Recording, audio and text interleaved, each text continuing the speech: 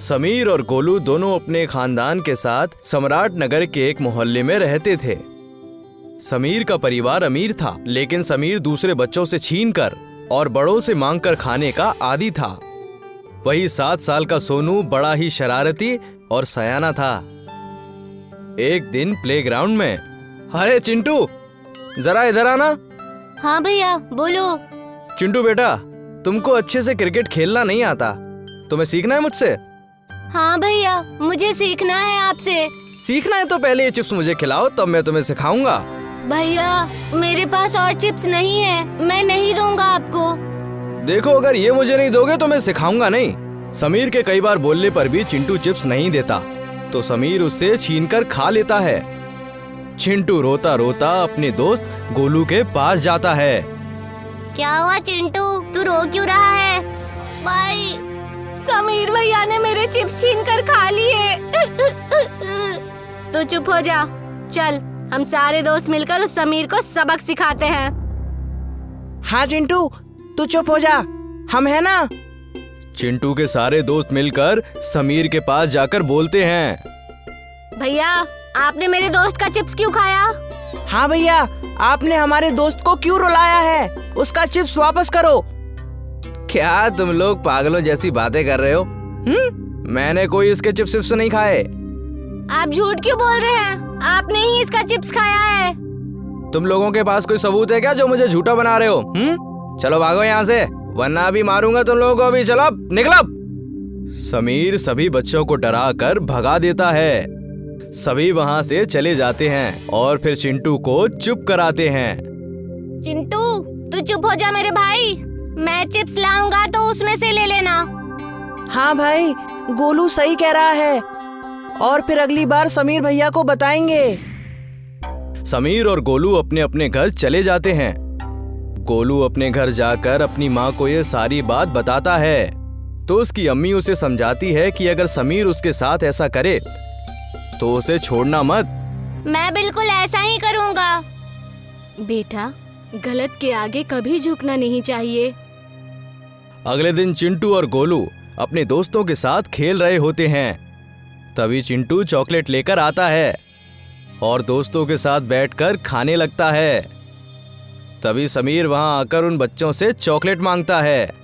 बच्चे नहीं देते तो समीर बच्चों से जबरदस्ती छीनकर चॉकलेट खाने लगता है। सभी बच्चे रोते रोते समीर के घर जाते हैं।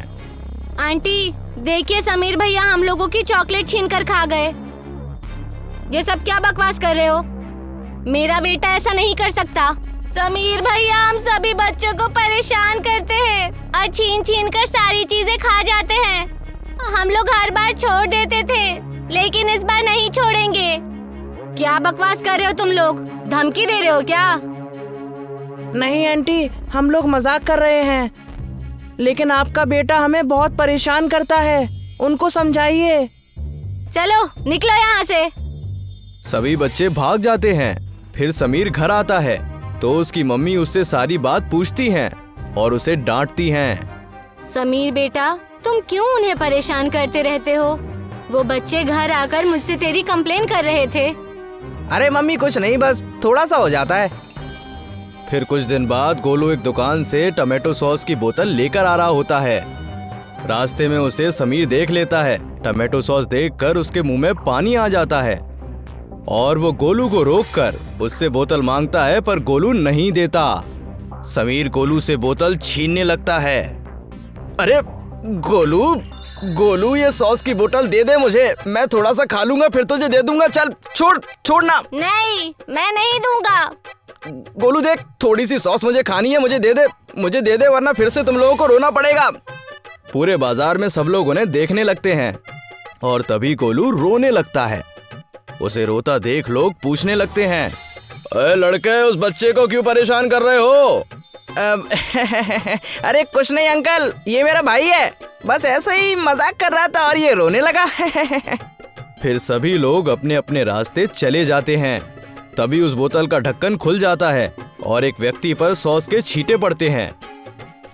समीर और गोलू हैरानी से उसकी ओर देखने लगते हैं और वो गुस्से में बोलता है, अरे तुम लोग क्या बेवकूफों जैसी हरकत कर रहे हो?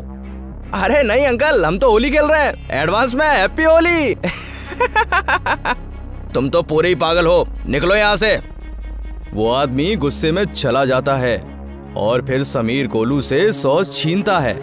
तभी वहीं सामने किराने की दुकान से निकल रहे दुकानदार पर भी सॉस की छींटे पड़ जाते हैं।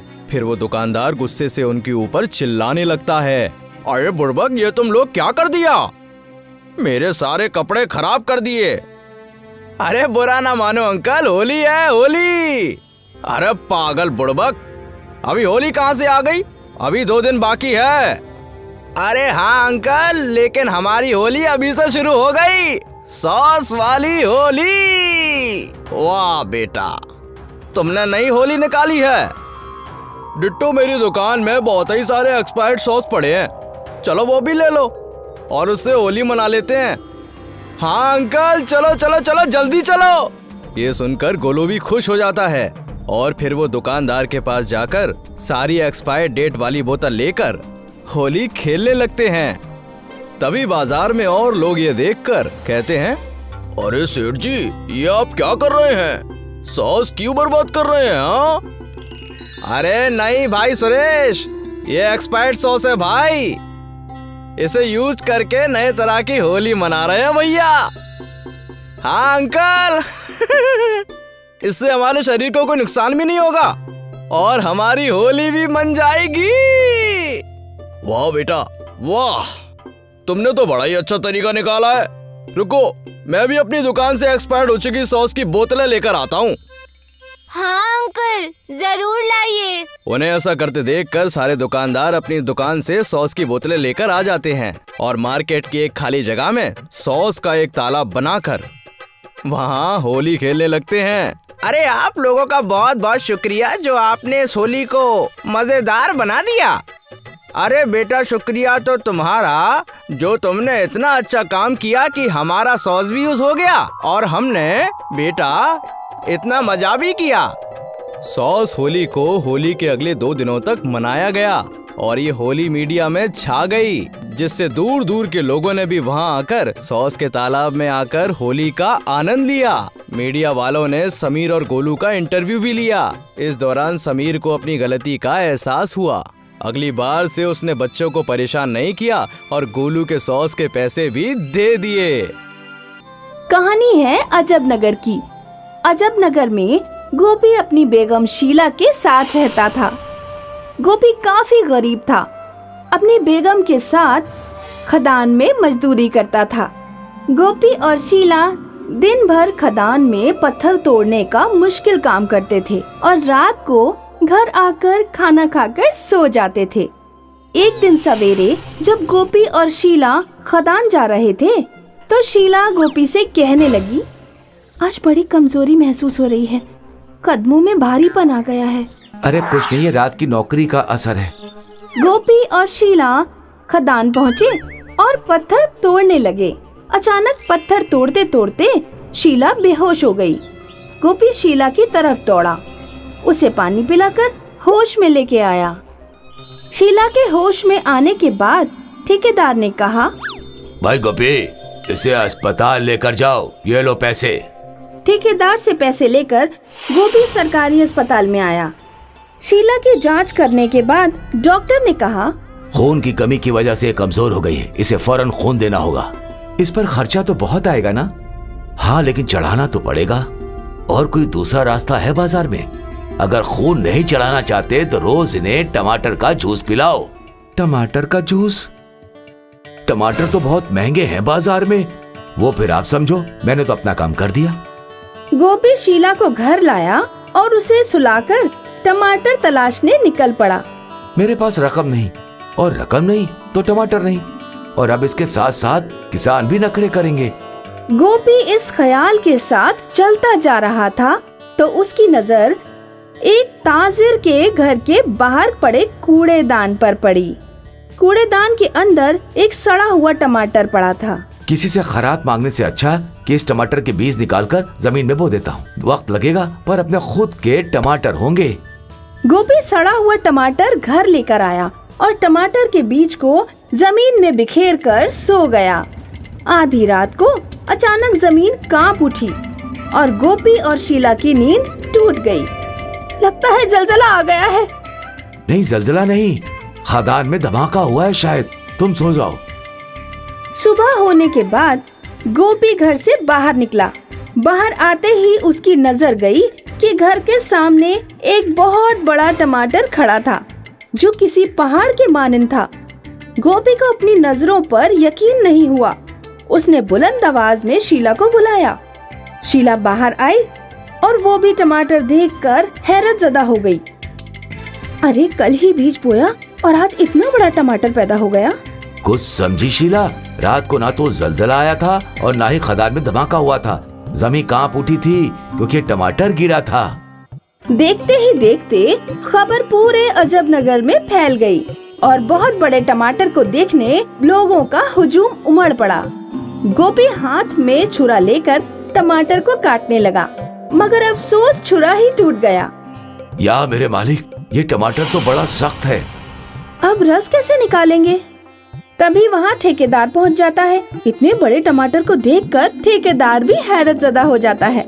हुजूर, आज हम काम पर नहीं आ सकते क्योंकि हमें टमाटर का रस निकालना है। अरे गोपी, मैं तो बस शीला का हालचाल पूछने आया था, लेकिन ये टमाटर देखकर मेरी भी हालत खराब हो गई। क्या तुमने टमाटर का रस निकाला या नहीं? कैसे निकालो हुजूर? टमाटर इतना सख्त है कि छुरी भी काम नहीं कर रही। छुरी से काम नहीं चलेगा। मैं खदान से बोरवेल मशीन और कुछ टैंकर और पंप मंगा देता हूँ। बोरवेल मशीन से इसे ड्रिल करेंगे और वाटर पंप से सारा रस टैंकर में इकट्ठा कर लेंगे। फिर क्या था, ठेकेदार ने फोन घुमाया और सारा सामान हाजिर हो गया। बोरवेल मशीन को टमाटर पर चढ़ाया गया और टमाटर में सुराख किया गया। फिर टमाटर के सुराख में वाटर पंप डाला गया और पाइप को टैंकर में छोड़ दिया गया। पंप शुरू होते ही टमाटर का सारा रस टैंकर में इकट्ठा होने लगा और देखते ही देखते 20 टैंकर भर गए और टमाटर सिकुड़कर जमीन पर बैठ गया। 20 टैंकर रस निकला है गोपी। ये सुनकर गोपी हैरान हो गया। शीला, जिंदगी भर पिए तो एक टैंकर खत्म नहीं कर पाएगी, फिर 20 टैंकर रस का हम क्या करेंगे? तुम फिक्र मत करो, मैंने पूरा इंतजाम कर दिया है। ठेकेदार की बात खत्म होते ही एक कंपनी के अफसरान वहाँ पर आए और कहने लगे, मिस्टर गोपी, हम ललन सॉस कंपनी से आए हैं। हमारी कंपनी टमाटर सॉस बनाती है, उसके लिए टमाटर के रस चाहिए, इसीलिए हम आपके सारे टैंकर खरीद रहे हैं। जानते हो गोपी कि 20 टैंकर के कितनी रकम देने वाले हैं? पूरे 5 करोड़। गिनती सुनते ही शीला और गोपी बौखला गए। ये तो बहुत उम्दा बात है, लेकिन सारा रस आप ले जाएंगे तो मेरी शीला क्या पिएगी? क्यों मजाक कर रहे हो जनाब? जितना रस चाहिए उतना रस लिख लीजिए, लेकिन फिलहाल ये 5 करोड़ का चेक रख लीजिए अपने पास। ऐसा कहकर अफसर ने शीला और गोपी को 5 करोड़ का चेक दे दिया। इस तरीके से बड़े से टमाटर के रस ने शीला और गोपी की रूखी सूखी जिंदगी को रंगीन और रसीली बना दिया। खड़गपुर नाम की बस्ती में धोंदू नाम का एक नमूना रहता था जो किसी को तवज्जो नहीं देता था। हर वक्त अपनी जिद में मसरूफ रहता था और उलझ जाता था। क्यों जनाब ढूंढू, कैसी है भैंस की तबीयत? जनाब, भैंस का तो इंतकाल हो गया। क्यों? किसी तबीयत को क्यों नहीं बुलाया था? तबीब आता तो 200-400 का नुकसान हो जाता। अरे खफ्ती, अब 2 लाख की रकम का नुकसान हुआ, उसका क्या? मन मर्जी करेगा तो नुकसान मिलेगा। गर्मी की इब्तिदा होने वाली थी। धोंडू ने तरबूज की खेती करने की सोची।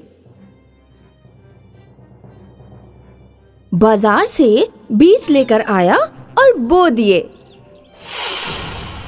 खाद और सिंचाई का भी अच्छे से ख्याल रखा और कुछ दिनों बाद खेत में तरबूज के तने निकलने लगे। ऐसे ही कुछ दिन बीत गए।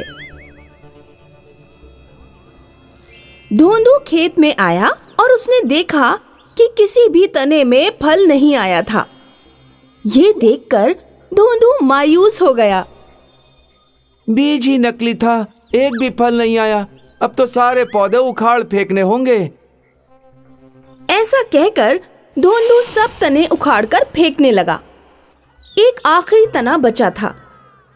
धोंडू उसको भी उखाड़ने वाला था कि उसकी नजर तने पर लगे एक छोटे से तरबूज पर पड़ी। इस बेल को हिफाजत से रखता हूँ, फल बड़ा हो जाएगा तो खाने में उम्दा रहेगा।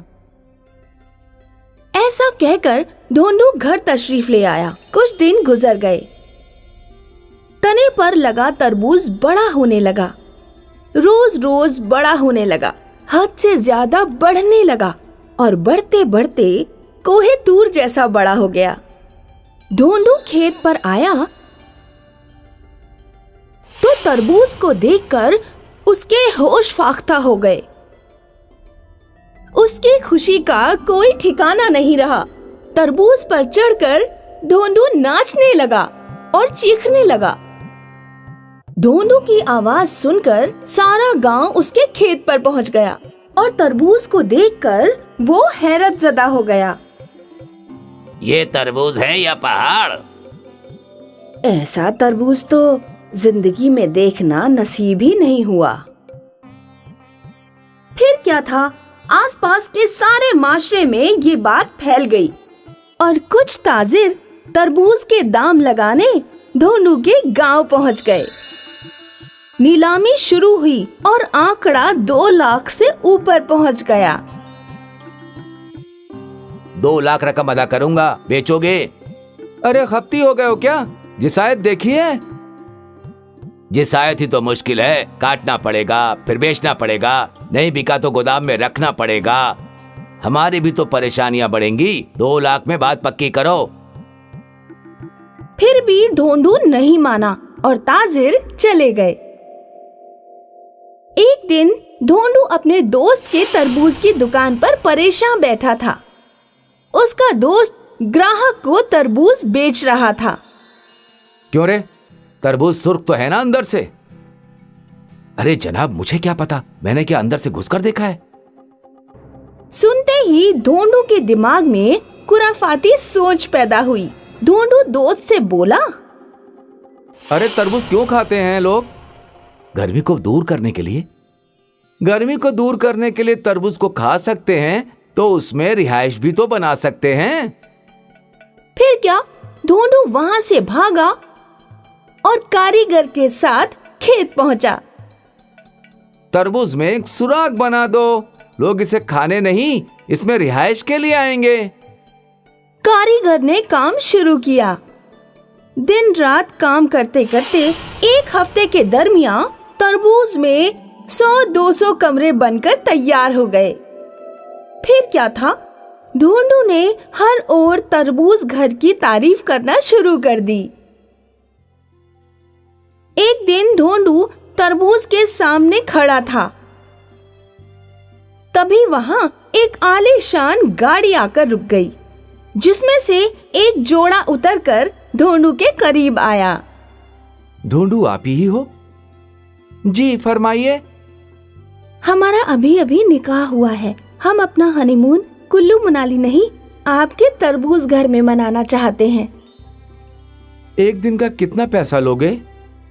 2 लाख। फिर क्या था, धोंडू वहां से भागा और दोनों तरबूज घर में अपनी सुहागरात मनाने लगे। फिर धोंडू ने तरबूज घर में एक रेस्तरां भी खोल दिया और उसका मुनाफा भी बढ़ने लगा। बड़े बड़े नामचीन अदाकार, क्रिकेटर सुहागरात मनाने तरबूज घर में आने लगे और धोंडू अरबपति बन गया। एक दिन एक अजायब घर के कुछ लोग वहां आए और बोले, हम ये तरबूज अजायब घर में रख लेंगे, बताओ क्या कीमत लोगे? मैं इसे बेचना नहीं चाहता। बेच दो, वैसे भी बारिश के दौरान यहाँ कोई नहीं आएगा और ये पड़ा पड़ा खराब हो जाएगा। हम तकनीक से इसे हजारों साल संभाल के रखेंगे। फिर भी धोंडू नहीं समझा और जो होना था वही हुआ। गर्मियों के खत्म होते ही बारिश शुरू हो गई और तरबूज घर में ताला लगाना पड़ा। अब कोई तरबूज घर नहीं आना चाहता था। बारिश की वजह से ढोंडू भी 2 हफ्ते घर में कैद रहा। जैसे ही बारिश थमी, ढोंडू खेत में पहुंचा।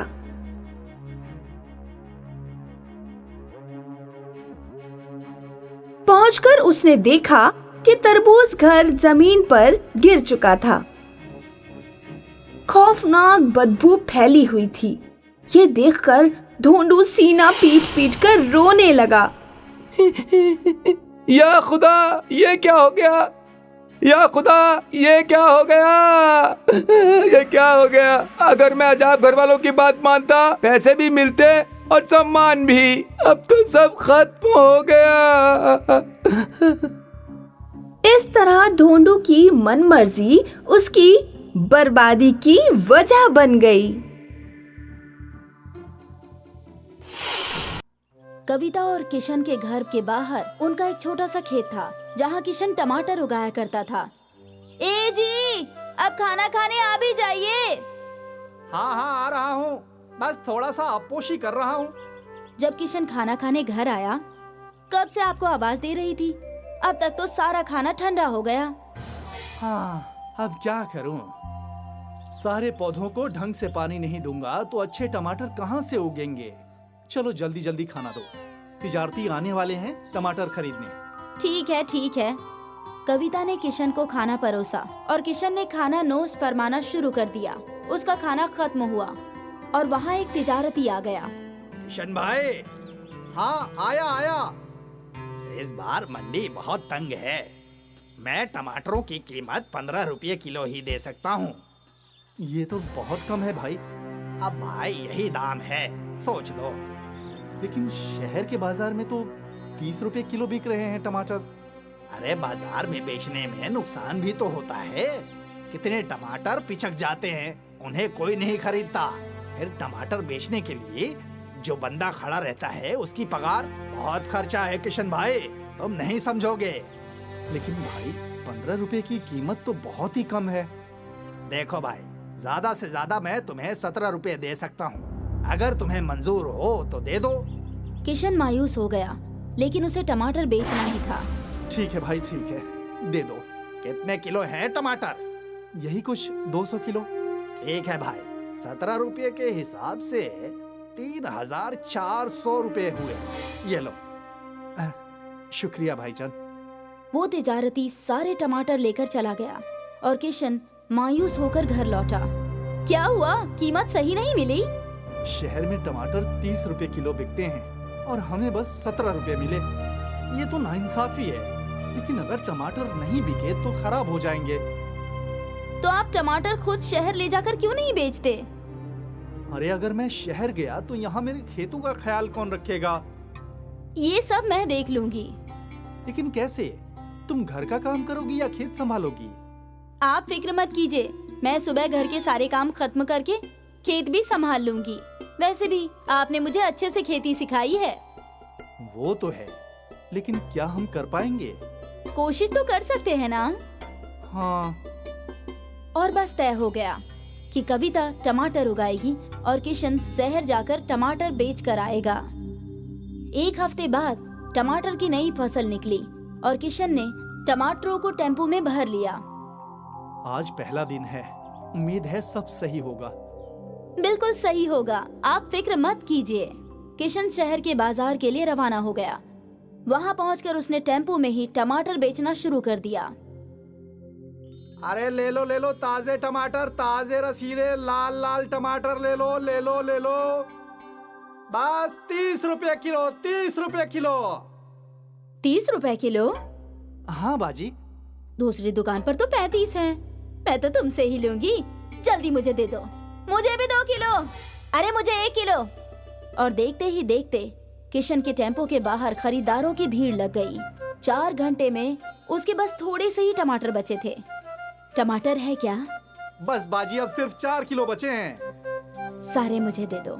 शहर वालों को ताजे रसीले टमाटर कम दामों पर मिले, इसीलिए सब धड़ाधड़ बिक गए। फिर किशन उसी टेम्पो में गांव लौटा। किशन ने टेम्पो वाले को 1000 रुपए दे दिए। अरे कविता, बहुत अच्छा दिन था आज का। क्या सारे टमाटर बिक गए? हाँ, सारे बिक गए। कुल मिलाकर 250 किलो के 7,500 रुपए मिले थे। 1,000 टेम्पो वाले को दिया तो बचे हैं 6,500 रुपए। वाह, आज तो मजा आ गया। ये हुई ना बात। एक चीज मैंने देखी कि शहर की खवातीन टमाटर चुनते वक्त बस लाल लाल टमाटर चुनती हैं। तो हमें कुछ ना कुछ तो करना ही चाहिए ना, टमाटरों को और लाल करने के लिए। YouTube पे ढूंढते हैं, कुछ ना कुछ जरूर मिलेगा। किशन ने YouTube पर सर्च किया तो उसे एक वीडियो मिला। तो ये पाउडर छिड़कना होगा टमाटरों के पौधों में। लेकिन ये कहाँ मिलेगा? शहर में कहीं ना कहीं तो मिलेगा ही। आप कल चले जाइए और ढूंढ कर ले आइए। ठीक है। अगले दिन किशन वापस शहर आया। उसने वो फर्टिलाइजर ले लिया। भाई, इसका कोई नुकसान तो नहीं है ना? अरे भाई, ज्यादा मिकदार में मत डालना। जितना पैकेट पे लिखा है ना वैसे ही डालना। हाँ, ठीक है। किशन वो केमिकल फर्टिलाइजर लेकर अपने घर लौटा। कविता उसका इंतजार कर रही थी। ये लो केमिकल फर्टिलाइजर। दुकानदार ने बोला है जितना मिकदार लिखा है उतना ही डालो, जरा भी ज्यादा नहीं। इस केमिकल फर्टिलाइजर से मोटे मोटे टमाटर उगेंगे। मतलब साइज भी बढ़ेगा? हाँ। अच्छी बात है। अगले दिन किशन ने खुद टमाटर के खेतों में केमिकल फर्टिलाइजर डाला। देखो कविता, हमारी खेतों के लिए बस 2 मुट्ठी केमिकल फर्टिलाइजर काफी है। ठीक है, मैं याद रखूंगी। फर्टिलाइजर डालने के कुछ ही रोज बाद पौधों पर बड़े लाल और रसीले टमाटर उगे हुए थे। ये केमिकल फर्टिलाइजर तो बहुत ही कमाल की चीज है। हाँ, देखो कितने बड़े टमाटर हैं इस मर्तबा। तकरीबन 350 किलो टमाटर निकले हैं। बाप रे, हमें तो बहुत मुनाफा होगा ना? हाँ, चलो अब मैं शहर जाता हूँ इन्हें बेचने के लिए। तुम इस फर्टिलाइजर को पानी में मिलाकर छिड़क देना, लेकिन मिकदार याद रखना। जी बिल्कुल। किशन सारे टमाटरों को टेम्पो में भरकर चला गया। यहाँ कविता को खेतों में फर्टिलाइजर छिड़कना था। 2 मुट्ठी से इतने बड़े टमाटर निकले हैं। मैं एक और मुट्ठी मिला देती हूँ और बेहतर फसल होगी। कविता ने 3 मुट्ठी केमिकल फर्टिलाइजर पानी में मिलाकर टमाटरों के पौधों पर छिड़क दिया। अगली फसल पहले के टमाटरों से भी ज्यादा बड़ी थी। वाह वाह, ये नायाब चीज है। फिर क्या था, कविता हमेशा जरूरत से ज्यादा केमिकल फर्टिलाइजर पानी में मिलाकर पौधों पर छिड़का करती थी। हमें कुछ वक्त के लिए फर्टिलाइजर नहीं डालना चाहिए। लेकिन क्यों? क्योंकि ज्यादा केमिकल फर्टिलाइजर से भी पौधों और मिट्टी को नुकसान होता है। इससे भला क्या नुकसान होगा? ये तो बहुत अच्छी चीज लगती है। कविता, जरूरत से ज्यादा कोई भी चीज नुकसानदेह होती है। तुम अगली 2 फसलों में केमिकल फर्टिलाइजर मत डालना। ठीक है, जैसा आप बोले। कविता ने किशन को बोल तो दिया था, लेकिन उसके मन में था कि वो और केमिकल फर्टिलाइजर का इस्तेमाल करे, और इसीलिए किशन के मना करने के बावजूद भी कविता ने पौधों पर केमिकल फर्टिलाइजर छिड़का। अगली फसल में भी हमेशा की तरह बड़े बड़े टमाटर थे, जो देखकर किशन दंग रह गया। ये टमाटर इतने बड़े कैसे? कहीं तुमने केमिकल फर्टिलाइजर छिड़क तो नहीं दिया? नहीं, मैंने तो नहीं छिड़का। हो सकता है पहले के ही केमिकल का असर हो। हाँ, मुमकिन है। कविता किशन को झूठ बोल बोल कर टमाटर के पौधों में केमिकल फर्टिलाइजर छिड़कती रही। कविता के जहन में ज्यादा मुनाफे का लालच था। कुछ माह तक सब कुछ ठीक था, लेकिन आहिस्ते आहिस्ते टमाटर के कुछ पौधे मरने लगे।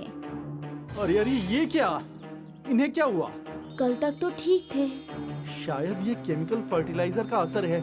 मैं ये पौधे तोड़ देता हूँ। यहाँ नए पौधे लगाएंगे, वरना ये सारे खेत में फैल जाएंगे। ठीक है।